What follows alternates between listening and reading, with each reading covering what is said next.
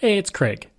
I just wanted to let you know that you can listen to Canadian History X early and ad-free on Amazon Music, included with Prime. Canada has an incredible musical legacy, and a major part of that are the black musicians who have broken barriers and changed the music world. From Oscar Peterson to Portia White, from Jackie Shane to The Weeknd and Deborah Cox, the artistic legacy of black musicians is immense. And that legacy is celebrated in the four-part series Sounds Black. This documentary series traces the origins and impact of black music in Canada. Directed by Cazhhmere Downey, it takes the viewer from the earliest recordings of black Canadian music to the current environment today where black Canadian musicians are dominating the airwaves. I was able to watch the series before its premiere, and I was blown away by the stories of the artists who have guided black music through the decades. This is an incredible series that takes archival footage of musicians and combines it with contemporary interviews to connect our musical past and present. One of my favorite parts of the series was in episode 3 when they explored the legacy of Portia White and Jackie Shane, individuals I have covered on this podcast. I was also shocked to learn in episode 1 that, despite being the Maharaja of the keyboard, Oscar Peterson was unable to buy a home in an upscale area of Montreal due to his race. I can't recommend this series enough.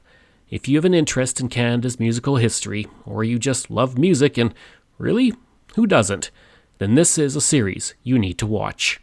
Now, this limited series of Sounds Black you can watch on the History Channel or you can stream it on StackTV, but I had the chance to speak with Cazhhmere Downey and we talked about black music history, how things have changed, and the miniseries itself. So why don't we get right to the interview? What kind of brought that on to explore the history of black music in Canada? Um, well, I was approached to by Chorus and the production company Circle Blue to write and direct a documentary about black music in Canada. And I was just like, that's a very loaded thing. Like, what exactly do you want from me when it comes to black music in Canada? And they're like, well, what story do you want to tell? And I told them, I want to tell a full story. Like there have been a lot of projects made about black music in Canada from various other entities, but I've always found that the stories sort of just focus on the key faces, the familiar faces. It's Mishi Me, it's Maestro Fresh West, then it's Cardinal Official, and then everything's about Drake and the Weekend after that. And which are all great. They're all very important. We speak about them in Sounds Black, but I wanted to tell the full story. Like people, when you just focus on only those names, like the rest of Canada will think that that's all we have when it comes to black music and black artists in this country. And I wanted audiences to know that black music in Canada has, it's not just a new thing. You know what I mean? It's not just something that's been around for the past 30 years. Like black music has always been present in Canada, since throughout all the different, eras of black people's coming to this country, dating all the way back to the Atlantic slave trade, which is the people that I am a descendant of. I was born in Halifax, Nova Scotia. I'm a ninth generation Canadian. My family, my descendants have been here for well over 200 years, and as a people, wherever you are, music is a part of whatever culture you belong to, and it was very important for me to expose that to Canadians, to let them know that Canada's always had black artists and black music and its different, genres, from gospel spiritual music to jazz to, all the different, forms of Caribbean music, and then, carrying us into the hip hop era and R&B and rock music and funk and just all of it. I wanted to tell a full story as opposed to just really focusing on those key names that we've known since the 90s. One thing I really did like about it was that you did explore some of that early history. I mean, a lot of people obviously know who Oscar Peterson is, but you were also exploring the life of Portia White, who was somebody I covered on my show that so many Canadians don't know who she is. And was it really important for you to kind of like start that far back and show the foundations of Black music in Canada and, where people like The Weeknd, kind of are built off of? Absolutely, it was very important to me. particularly because, like I said, I'm coming from 9 generations of Black people in this country, which meant that my great and great grandparents would have known who Portia White was. That's who they were listening to. Portia White is also from Nova Scotia, and it was very important for me to let people know that those earlier names like Portia White, Oscar Peterson, Salome Bay, like those are the true, pioneers that built the foundation that every artist since them, leading all the way up to Drake and The Weeknd and the artists that have come after them, they built the foundation that they all stand on. And somebody else you talked about was Jackie Shane, who's definitely starting to become more into the public consciousness now. Is it important to obviously tell the story of somebody who not only had an impact on Black music history, but also on LGBTQ as well? Yeah, absolutely. I telling part of Jackie Shane's story was very important because the subject of LGBTQ rights, trans rights is it's a focal point now, but it was important for me to include Jackie Shane in there to let people know that this isn't a fight and a struggle that's new. This is something that has always been going on, and I wanted people to really look at Jackie Shane and realize like this was an artist that migrated to Canada from the American South during the Jim Crow era, and Jackie was always authentically herself, right? And the Jim Crow era, which goes into like it's the era of segregation in America. We all, if you know your history, you know about that. But Jackie was not just dealing with being a Black person in America, but a trans person. Imagine what that struggle was like. Like it's it's amazing to me that Jackie Shane was a survivor. That she was able to make it up here to Canada and be an artist. I was fascinated by learning about Jackie Shane's story, and I was like, this. I found this amazing. I think other people need to know about this as well. In regards to Black music history, do you feel like it is often overshadowed, especially in Canada? Because everybody knows Joni Mitchell, Neil Young, Gord Lightfoot, Tragically Hip, but so many don't know a lot of the Black artists from the 60s and 70s who were making a lot of amazing music and really, changing the music within Canada. Yeah, absolutely. I thought that was very important. I sorry, excuse me. I'm a music enthusiast, and I love knowing things. So I love knowing the history of music, just me personally. So I had known about a lot of these artists, as we mentioned, Jackie Shane, Portia White, Oscar Peterson, even funk bands like Crack of Dawn, who are in the documentary, Liberty Silver, and it was important for me to talk about them, but also talk about what it really looked like for them back then. We've always sort of looked at those eras, the 60s and the 70s from an American perspective. Many of us have all seen documentaries, that have come from our American counterparts about what it looked like to be a Black musician, during the 60s and the 70s. But for me, it was important to let our Canadian audience know that our experiences are one and the same. Like what they went through, we went through up here in the '60s.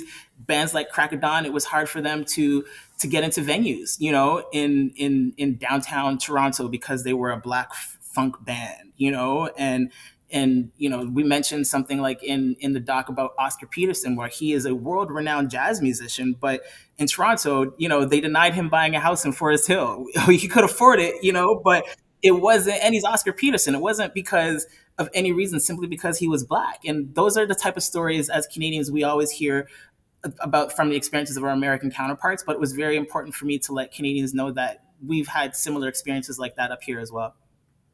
Absolutely. The Oscar Peterson thing, when I heard that, kind of blew my mind. And it made me think of Portia White. I think it was in Regina. She was denied entry into a hotel, and she was world famous by that point. And, something like that wouldn't. Exactly, yeah. One really interesting thing in the series was you explored, how radio played a part. Growing up for me, I heard like April Wine constantly, but I never heard any Black artists. So how did radio kind of impact Black music, and why wasn't it more prevalent and played as part of CanCon essentially? I think that when it comes to radio, in this country, it's been a key reason and why it's been hard for, especially in the era of physical, but the pre-internet era, where if you were a music artist before the internet, if your songs weren't getting played on the radio, your career was pretty much not going anywhere, because nobody's hearing your song. If they're not hearing your song on the radio, no one is going out to buy the records, to buy the cassettes, to buy the CDs, and in Canada, I think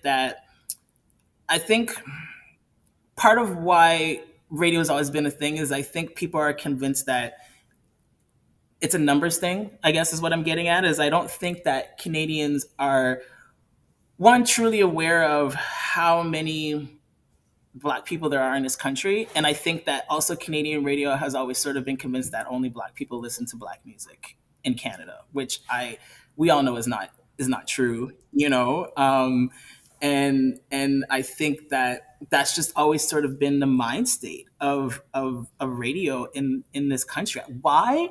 I don't truly know why. You know what I mean? Like, and I also think part of it may be like there's always a bit of like self doubt in Canada when it comes to the music industry, where we're constantly comparing ourselves to our American counterparts, where it's like we're just not as good as them, and which we know is not true, right? Because, pick an era, any era. It's like you can't tell me that, Canadian, radio DJs in the 60s and 70s didn't know who James Brown is. You know what I mean? Like, didn't know the American soul artists. We know they know who they were, right? But whoever the James Brown counterpart was in Canada at that time, it's just like, well, but he's not James Brown. You know what I mean? So it's like, why would we play it? That's kind of just always been a bit of the mindset of Canada when it comes to music, is just like I said, constantly comparing ourselves to our American counterparts. And it's still, we've since changed our perspective a little bit, but I think there's still part of us that always just thinks we're just not as good. You know what I mean?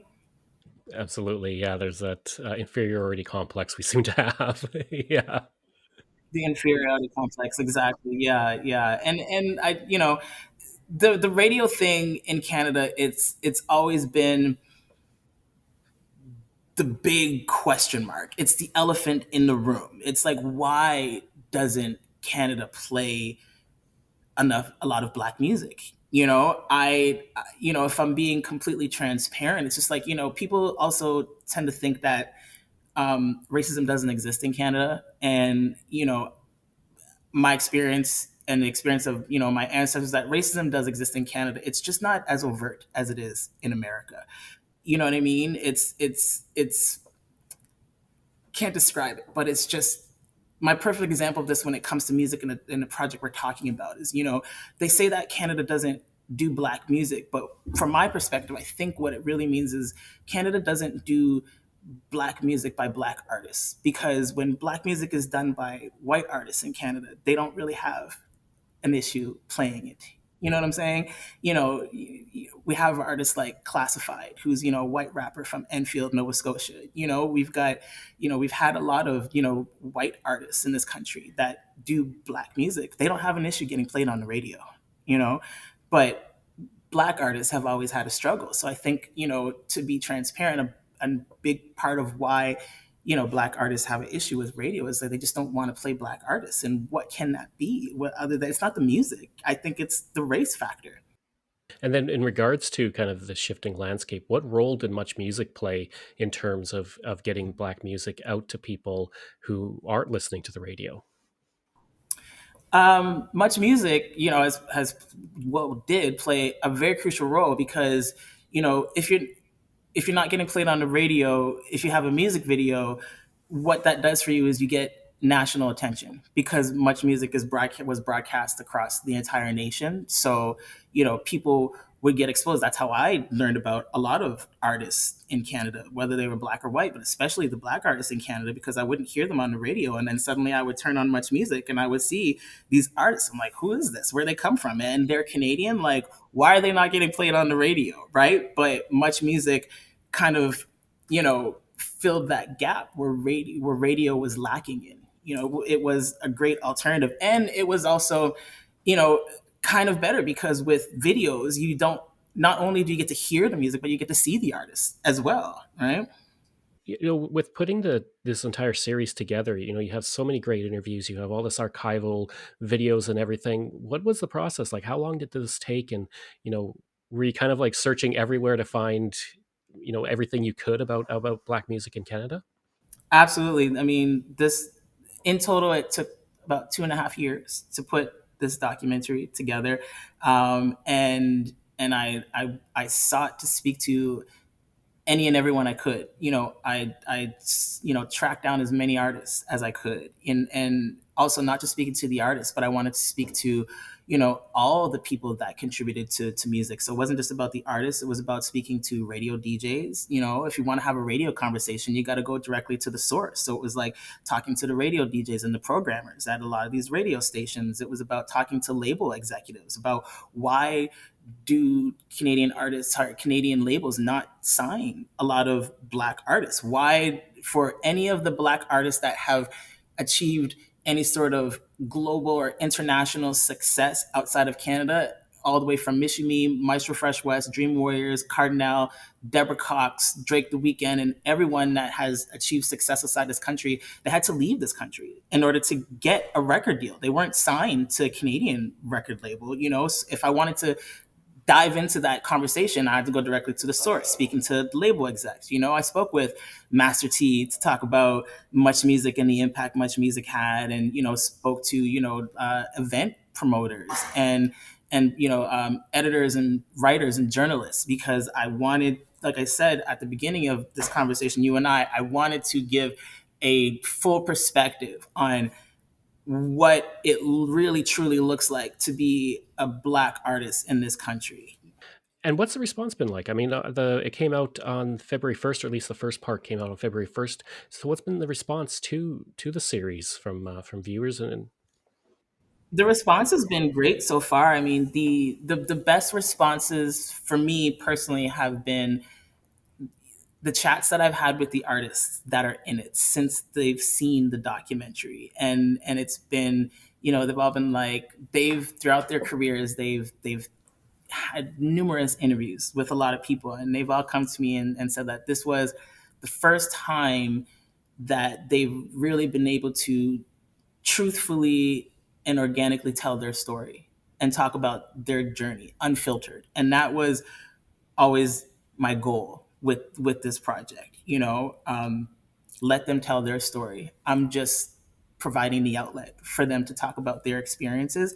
um, that was really special to hear from the artists. And then a lot of people that have watched it so far have been saying that they've really enjoyed learning things they didn't know.